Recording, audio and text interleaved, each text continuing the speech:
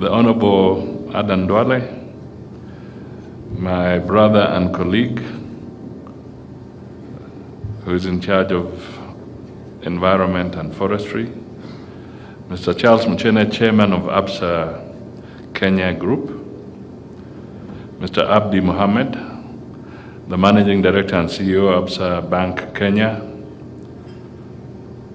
stakeholders and partners, my schoolmate Karanja, distinguished guests, ladies and gentlemen. Before I make my remarks, allow me, Mr. Chairman, Mr. Minister, to just veer off slightly before I pronounce myself on the launch. First, Chebet, please save me at least 2 jars of honey. When I finish, I will see you at the table where the honey is. The second one is something that I was reflecting on when you talked a lot about Wangari Maathai.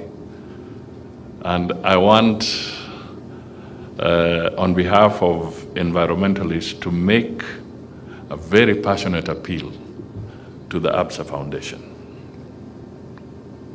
And I hope it will sit well with you and with the members here. At Addis Ababa, at the African Union, there are usually some places that are reserved for Africans who have done an outstanding job, and you can then put a life-size bronze statue of that particular individual. Now, I want to let you know that the African Union has reserved space for Wangari Maathai.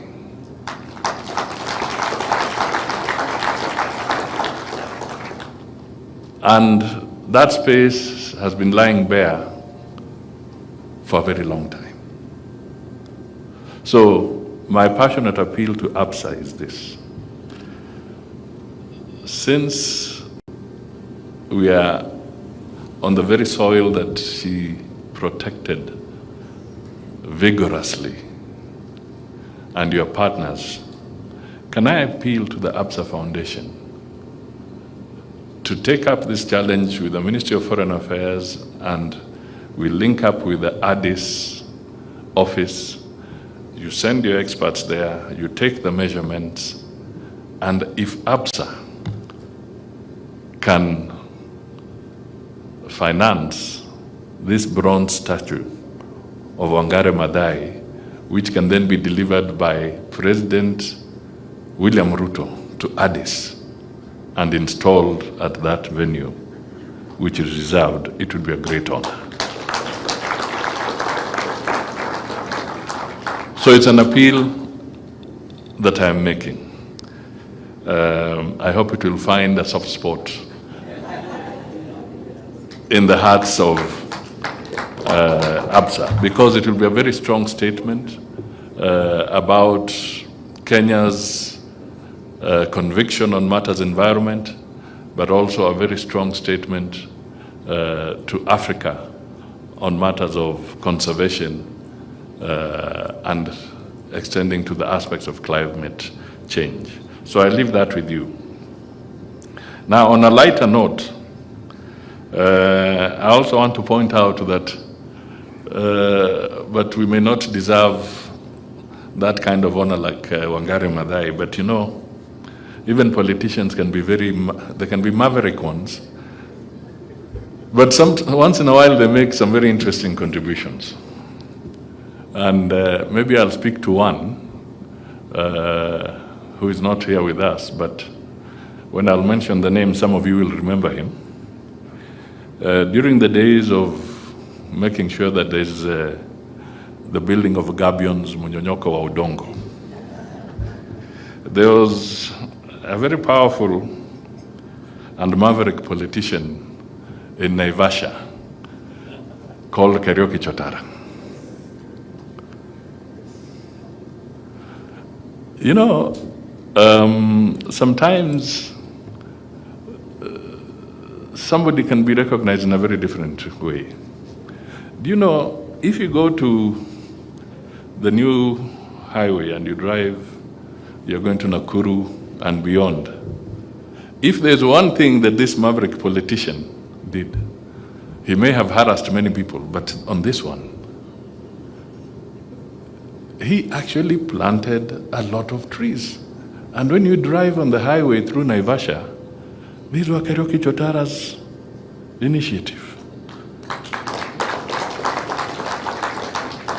So I've given you the example of the Rolls Royce in environmental conservation, and I've also given you the example of the other one. I don't want to name another brand of a car because I might get hit for it. So that, to me, I thought is something I can just share with you this morning, but I hope I've made my point. Okay, so, ladies and gentlemen, I am delighted to join you this morning for this auspicious occasion for the launch of the ABSA Kenya Foundation. You could not have chosen a better venue. Karura Forest is a serene and unique environmental ecosystem that reminds us of our obligations to protect our heritage, a priceless gift from Mother Nature. It also reinforces the compelling need for us to manage our business and our resources sustainably to make the world a better place for the present and future generations. I take this opportunity to commend ABSA Bank Kenya for establishing ABSA Kenya Foundation. You have embarked on a significant journey to uplift the livelihoods of the community that supports your business. It is also worth recognizing that your entry into this ecosystem of social investment will expand, diversify, and enrich the social capital ecosystem. You are walking on a pathway that other corporate philanthropists, including Safaricom Foundation, whom you have partnered with, M-Pesa Foundation and MasterCard Foundation, have charted through their contribution to the betterment of society. These corporate foundations, collaborating with donors and invested billions of shillings in strategic community empowerment programs that have changed the livelihoods of millions of Kenyans.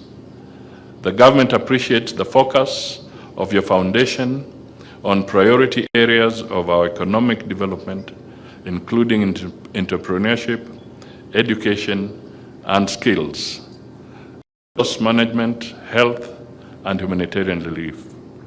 These economic and social development pillars will support the bottom-up economic transformation agenda and Kenya Vision 2030. It is gratifying to note that you have made the central pillar of ABSA Foundation engagement with the community. You are making a commitment to invest in the future and contribute to Kenya's social and economic transformation. Your support will help address the critical financial and capacity needs of our micro, small, and medium enterprises.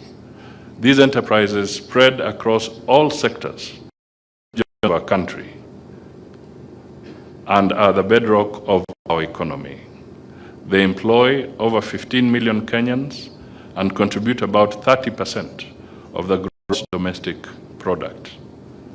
The creation of such an ecosystem of support, whether it is through financial, education, mentorship, or access to tailored banking solutions, will help lift entrepreneurs and small businesses out of survival mode and enable them to thrive and scale.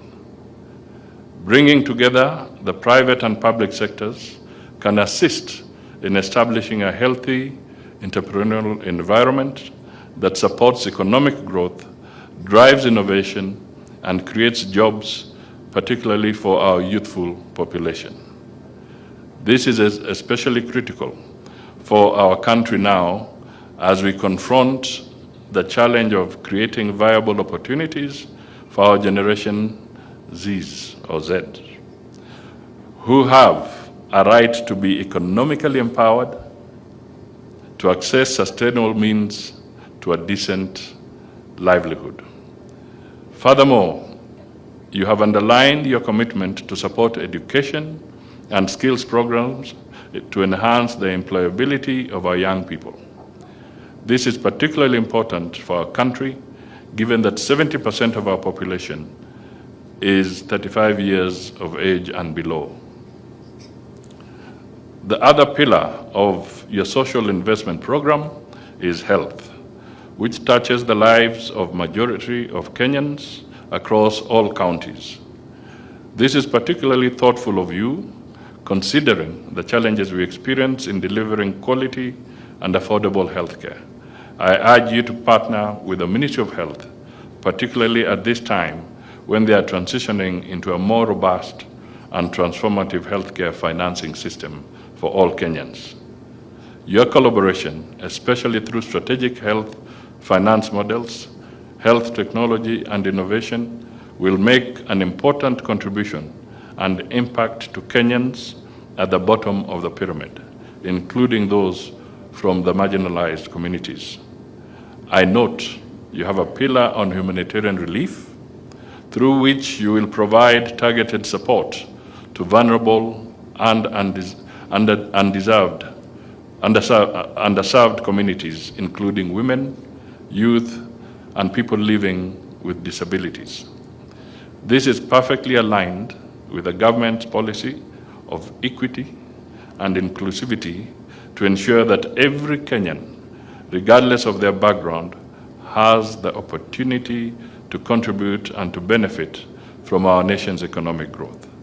Our mantra is that no one should be left behind in our social and economic transformation journey.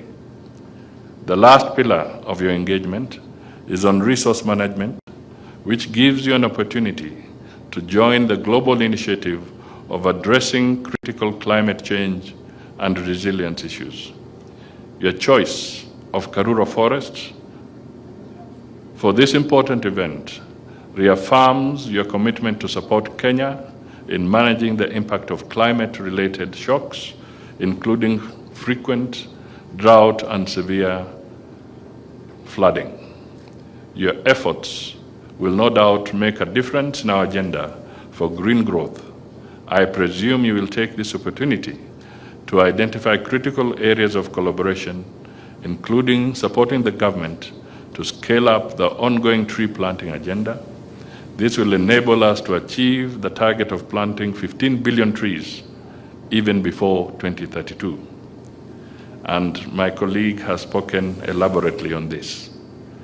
We must also broaden the horizon by considering new areas where the government and the financial services sector can work together, enhance climate change adaptation and mitigation, including jointly mobilizing capital, driving innovation, and establishing frameworks for promoting sustainable development. The launch of ABSA Foundation is also particularly timely. The considerable pressure on government resources resulting from limited tax and external resources available to support competing poverty alleviation and growth challenges, including priority programs in education, health, infrastructure, and climate change-induced vulnerabilities. The government does not have the capacity to singularly address all these competing priorities.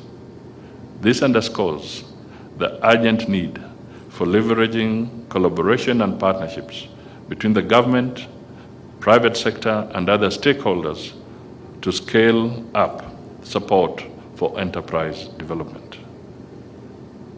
The convergence of the public and private sectors therefore represents a potent alliance capable of propelling innovation and instigating change.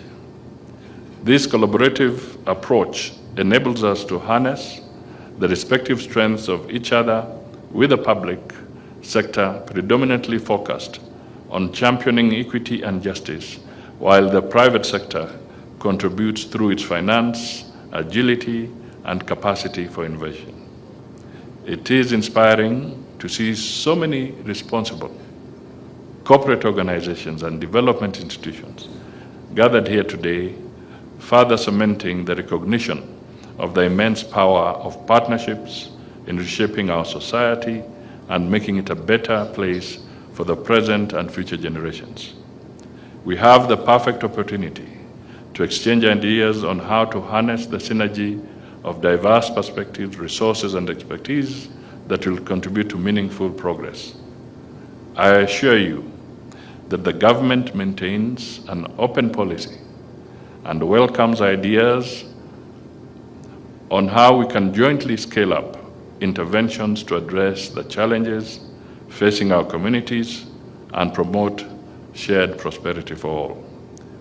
Let me conclude by once again appreciating the Absa Bank leadership and community for making a significant decision to walk in the footsteps of those who have gone ahead on this incredible journey of investing in the people and communities.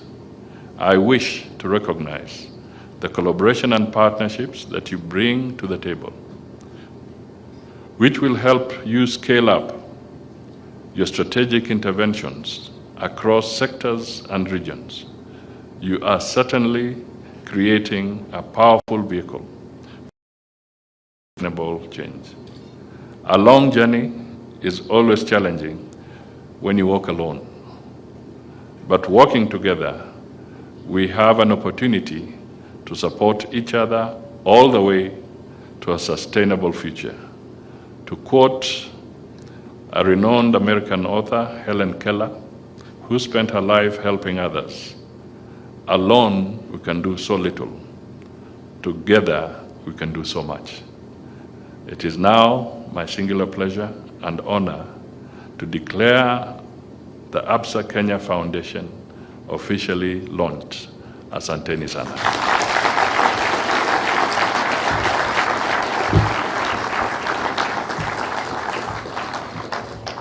Thank you very much.